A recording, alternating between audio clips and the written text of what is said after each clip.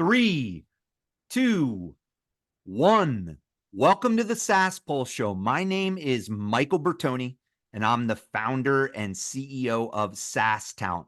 And I am so excited today. I have an unbelievable health tech company, health tech startup, David Keynes. He is the founder of WellPrept. He's out of the Boston area, probably likes the Celtics. We didn't talk about that. But he is out to fix clinic day, help doctors. So you know the problem that when you go to the doctor's office, you go there and you're like, geez, why don't these guys like have some type of onboarding process, right? Why don't they make it easier for me to like come to the doctor? You know, I'm on Google, I'm like trying to figure out when I get hurt what I have going on. These guys solve that problem. Onboarding for patients and make it easier for doctors so they're not burned out. So 47% of doctors, David told me, are burned out. He is solving that problem. So great to have you on the show, David. Thank you, Michael. I'm very excited to be here. Yeah, it's awesome. It's awesome to have you here. So we've talked about this problem, right? It's a big problem. We're going to get into it. But the first thing I always like to talk about with the founders is their superhero backstory. So every superhero has a backstory, right? So what brought you here, right? So what was the past situations? What brought you to your journey to WellPrept? Yeah, so I'm a full-time practicing urologist. So I take care of kidney, bladder, prostate problems, and all urologists are surgeons. Love my job, love what I do, but I'm at about, say, 10 years into practice. Mm-hmm. I started to feel burnt out. And, burnout is all over the news. And it may be that there's a tiny violin playing for doctors who complain that they're burnt out. Amazing. But a lot of professionals in any field go through this. But, I still really loved my job, but there were aspects that were really starting to get to me. Like by 10 years in, there were some things that I had explained 6,000 or 7,000 times from scratch. Okay. And I one of the things I love about being a doctor is having a genuine conversation with another human being sitting across from me, making a connection, gaining somebody's trust, finding out about their lives, that kind of thing. When I enter into a talk track explaining what a kidney stone is, and I've said that 6,000 times, I'm sort of removed from that moment. I don't feel like a genuine human being anymore, and that it started to bother me. Right. And Problem. and it's a problem. Yeah. So that was the problem on my end. I also recognize the problem on the other side, on the patient side. We have this old model of showing up to the doctor like as if it's 1860 and the appointment starts as soon as you're face to face, but it's 2024. Right. How about giving the patient some work to do, some homework, some things to learn from the moment the appointment is booked? That respects the patient's time, it respects the doctor's time. So what I did was I would call myself an accidental entrepreneur because I first just was fixing my own problem, and I started recording a couple of YouTube videos of some of my repetitive spiels that I had said over and over again. And I made some PDFs of common topics. And I said to patients, you know what, before you come in, please review this stuff. Go there. And I was a little bit nervous when I first did that. I thought, are patients going to think I'm some kind of jerk? Like, does he not want to explain this to me in person? Why is he shoving this information off on me before I show up? And I never got a negative reaction. Patients were like, thank you so much for sending me that stuff. No doctor has ever done that before. Now I feel like I understand things better. And what was happening in the visit was we were getting to a deeper level of understanding. And I was getting to talk about the personal details that were really unique to that patient sitting in front of me, not the generic stuff. The generic stuff was taken care of at home before they arrived. So I'd stumbled on this this idea that actually was great for me and great for the patient. So that's that's how the WellPrept idea was born.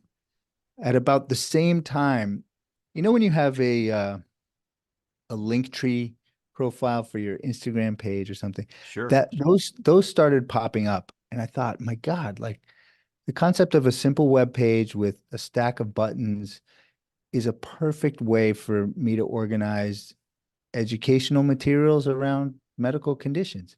Right.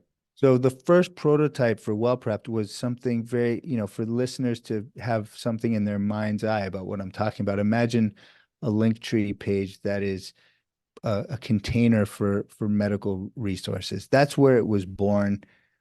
From there, I called a few urology friends and I said, "Hey, listen, I'm doing this thing that is really changing my practice. Can you try it out? I just want to make sure I'm not crazy." So this was me doing user testing without realizing it, and my buddies loved it. In fact, a couple of them reprinted their business cards with the QR code for these pages that I made for them. And so at that point, I thought, all right, there's a wider audience for this. This is making me enjoy seeing patients again, just like it was in the beginning and just like it's supposed to be. I'm going to see if I can cast a wider net and turn this into a software, a health tech company. David, you're crushing it, man. I mean, so when I'm listening to what you're saying, right, as a SaaS guy, as a person that's gone to a doctor, I immediately understand the value proposition. So you've answered a lot of the questions here, right? So the product, I understand it. I mean, it's a knowledge repository that, I mean, in my view, onboards a patient, right? Takes Yeah. care of all that baseline information, like about what's going on. I mean, David, I actually think this is a massive idea. I can't believe it's not just normal. Like, I can't believe there Well, that, it's that funny. It's funny. I was also sort of, the more I think about it, the more surprised I am that it's not more widespread. Because imagine if you take it out of the healthcare realm for a second, it seems so obvious. Can you imagine uh, Microsoft Excel not having a knowledge base where people can look up the basic questions? If Microsoft said to their call center, "Listen, we're getting rid of the knowledge base. We want you to explain how to save a file from scratch every time. I'm sorry, we're getting rid of the," people would say, right, "What? Like, are you right. crazy?" Yeah, But I mean, doctors, amazing. yeah, I mean, doctors are very, thank God, they're great people with kind souls who, for some reason, out of guilt or obligation, think that this is just the way it's always been, and I need to recapitulate my explanations from scratch every time. And it's funny, when I started talking about this with doctors, it was sort of, wow, like, we am I allowed to do that? Will patients still come in to see me if I send them all the information beforehand? And the answer is absolutely, because they Yeah. love it and they can't wait to meet you. They're so happy that you gave them that stuff. They want to hear more, right? Well, you'll love this. So I just talked about this with my coach. Doctors, I think, as a general, are high C in the disc profile. High C, super conservative, right? Like, you get an Yes. entrepreneurial doctor like David Kane's, like entrepreneurial doctor. Like, there are so many problems, right? There are so many problems just in healthcare, and health tech companies are fixing it. It is amazing. So in terms of the market, I mean, when I saw this, I was like, why isn't somebody doing this in a big way? I think this idea is spectacular, right? So is anybody doing this in a big way? Like, are there any like major competitors doing this in a big way at all? Like the big players that run like the hospital system, or, or like the doctor's main system. Like, do these things exist, or are you inventing this market? Yeah. So when I first came up with the idea, I knew of absolutely zero competitors. As I've gone on, I'm about 2 years in. I've discovered a few small competitors who are doing very similar things, but there's nothing exactly like it. Um, Yeah. they're sort of adjacent competitors, but let me sort of paint a picture of why I think this is. If you've ever gone to the emergency room or, God forbid, like been admitted to the hospital or even seen a doctor and be handed an after visit summary where Right. there's some kind of blurb about your sprained ankle, okay? Those blurbs are pretty worthless. Okay. There's just not that much useful stuff in there. It's very surface level and it's boilerplate. Right. You mentioned conservative. Health systems are so conservative. They're very afraid, I think, of giving people the wrong information, which with that part I understand, but I think they err on the side of being way too conservative. So what Right. they'll do is they'll buy libraries of boilerplate educational content. Then they check off the box. Yes, we have We did that. educational content, but it's not useful. It's not what patients are looking for when they are searching Google. What patients today are looking for, and I think what makes WellPrept unique is it's the only platform that I know of that really allows multimedia content. And by that I mean a doctor might want you to, let's say you have tennis elbow and it's killing you. You can barely pick up a remote control, and the tennis elbow guru wants you to watch a couple of YouTube videos. One of them is the doctor herself explaining her take on tennis elbow, a a podcast that she thinks is fantastic. It's Tennis Elbow 101, two of her favorite handouts, and a link to a great website that she loves about tennis elbow. Okay, and this package of information, this multimedia package, she thinks that if only all of her tennis elbow patients would read and watch and listen to these things, they'd have a really great foundation. And then when they come in for the visit, she would knock it out of the park. I don't really know of any other platform that allows this. And I can, on the surface, understand conservative health systems Right. looking at this and going, whoa, this is a little different from what we're used to. Are we really okay with sending people to YouTube? How do we know that this stuff is okay? And the answer is because the doctor vetted it. Okay. Let's trust the Right. doctor. Right. You know, I think so what I see is, I mean, in a big way, David, I think you're disrupting or innovating like what WebMD, like when platforms like WebMD were growing and scaling. I mean, I believe they were trying to sell their platform to hospital systems. Like they were trying to sell it to them. But basically it's like an old school like 90s knowledge repository. Right? yes. It's basically like a Google search in the 90s. I mean, Yes. basically that's what it is. So it's like, okay, we got to update what we're doing here. So yeah, I mean, I totally get what you're doing. So what I want to understand is you just described my other question about what is the product. So challenges, right? So you've been at it about 2 years and 10 months, it said.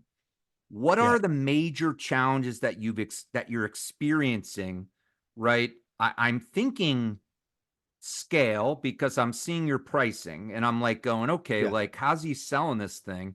Like, so what are your major challenges you're dealing with?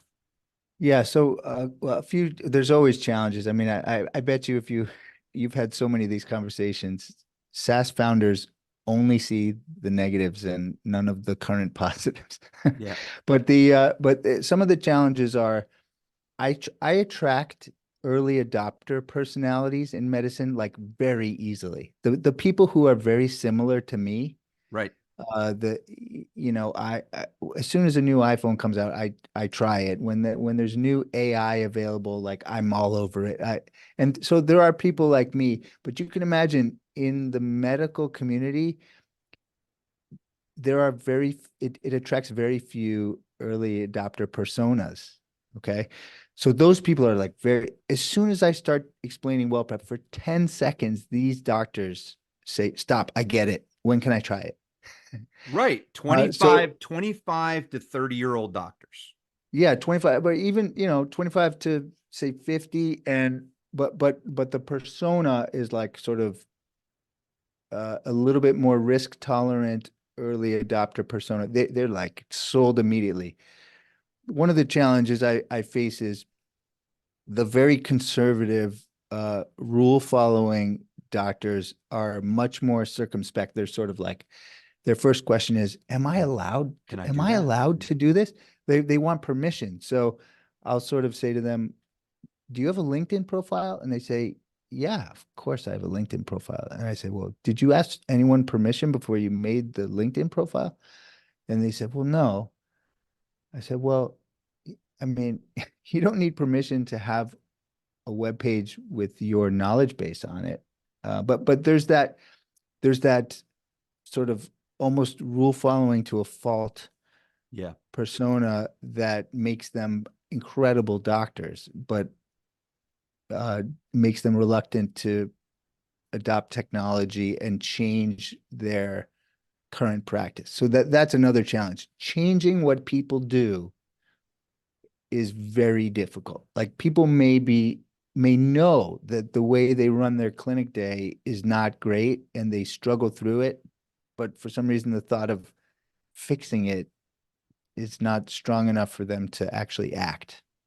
Yeah, my general feeling about medicine and doctors and all this stuff is you could definitely, I think, get away with, I mean, not I'm not saying get away, but like you don't want somebody to die. If somebody dies or gets super sick off and then somebody gets sued, Yeah. that's when you have a problem. Like that's when you're like, oh my God. Okay. So like that's your only risk in my mind is like, all right, so we got to make sure this content is not, it's vetted and whatever, right? But no, I mean the idea is tremendous. Like I don't know how it doesn't exist. I mean, I'm just keep saying to myself, how are you not a, I'm gonna maybe I could help you get there, but I'm like, say, how are you not like growing like crazy, right? And so Yeah, so we do have healthy growth, but I think our strongest asset right now is that our users are like evangelical about it, and yeah. they tell all their friends. But it's funny, you mentioned WebMD and Google.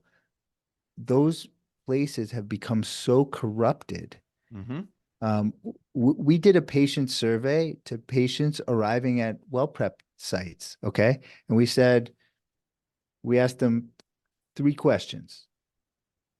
Does this make you more likely to recommend this doctor to a friend or family? And 95% of them said yes. Number two, does this make you have a better understanding of your condition? 96% of them said yes. Does this make you less stressed out about your condition? 82% yes. And then people had the opportunity to leave comments. And one of them I'll always remember, they said something like this. This is so refreshing because everywhere I go on the internet, I feel like in some way someone is trying to sell something to me. And this is just stuff that my doctor says is good for me to look at. I feel so relieved. Yeah. And I read that and I think, my God, it's so true. You go on WebMD and both sidebars are filled with ads flashing in your face. You go to Google, the first 12 results are sponsored content. It's so hard for patients to wade through that. And whatever they're going through is likely already super stressful from a medical standpoint. It's just so, we've reached a point where excellent information is out there. The question is, how do you find it? Yes. And my answer is let the doctor just say, I vetted this stuff. This is my favorite stuff. It's pretty simple. Right. Right. Like I think the only issue would be, would there at some point have to be regulated by the hospital system or, it's like, and that'd be good. Like if you were like, if that actually happened, you'd be like, all right, we're on to something here. Because everybody's using this at some point in time. If you get a groundswell of a lot of activity, somebody will probably be like, what is this WellPrep thing? We gotta Yeah, get our we right. gotta get our we gotta get our arms around this. And like when that happens, you'll be like, okay, you got to be ready for it, but Yes. it'll be like, okay, this is a good problem to have. Now, okay, if we want to make, vetted, like it's like maybe at that point, I mean, I have so many ideas, Davey. Like maybe you could create the vetted content. Maybe you could like, I mean, like whatever, Yeah, I right? mean, But content, you're right. You're right. Content creation is one avenue to go. But it's funny. My personal take on this question is part of what is crushing doctors right now is a feeling of lack of autonomy. mhm, I'll order a CAT scan that I know the patient needs, and then the insurance company denies it. And then just, out of hand for no reason, they'll deny it. And then I got to spend time on the phone justifying this CAT scan. And, it's demoralizing after a point in time. And so one of the things I love about this is it's handing back some corner of the practice to the doctor with really full autonomy. Listen, we right. trust you that you're not going to send the patient to some crappy resource because it reflects badly on you. We're just going to trust that you know what's good and what's bad. And maybe Yeah. maybe the answer is that the hospital systems should actually stay out of this corner and send that message to the doctor saying, you know what, we trust you. You're a professional. You know what you're doing. You know if you say the patient should listen to this podcast, we're going to trust you. I gotta tell you, David. I mean, so I've done about probably 65 podcasts, right? This software makes the most sense. Like literally, I'm not joking. Like in terms of making sense for the doctor and the patient, like why aren't they, I'm just telling Yeah. you that you should be blowing up. We got to figure that out, right? So, David, it has been awesome having you on the show. I mean, like I said, Thank you so much. I'm like hearing everything you're saying, and I'm just saying, why isn't like we just got to figure out how do we grow you? I mean, it's like how do we Yeah. get the name out there? But it's awesome Right. having you on the show. I'm looking forward to following up with you and learning more. And thanks a lot for coming on. Thank you so much, Michael. All right, talk to you soon.